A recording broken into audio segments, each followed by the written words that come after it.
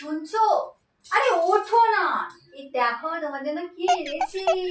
চলো চলো চলো, ঝটপট তুমি ফ্রেশ হয়ে নাও, আর আমি বরং তোমার জন্য চিকেন পকোড়া করে আনি, ঠিক আছে?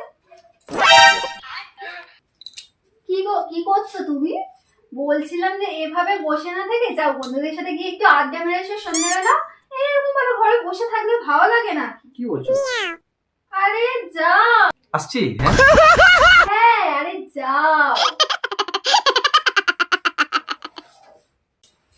এই তোমার ব্যাপারটা কি? হ্যাঁ, তুমি কি আগে আপন মনে করো না শুনি। আরে তোমার ওয়ালেটে মাত্র 500 টাকা আছে, আর তুমি আমাকে একবারের জন্য বলতে পারলে না?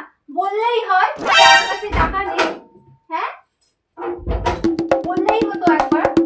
এই নাও, এখানে যা যা টাকা আছে এইসব আমি তোমাকে দিয়ে দিলাম, যা যা লাগে তুমি এখান দিয়ে খরচ করে নিও, ঠিক আছে? এই নাও। বলো। সরি, দেরি হয়ে গেছে। আরে ঠিক আছে, কোনো ব্যাপার না, এখন সবে রাত 2টা বাজে, কোনো ব্যাপার না। দেরি হয়ে গেছে। আরে জানি বন্ধুদের সাথে বেরোলে এরকম হয়, দেরি হয় জানি, কোনো ব্যাপার না, চলো।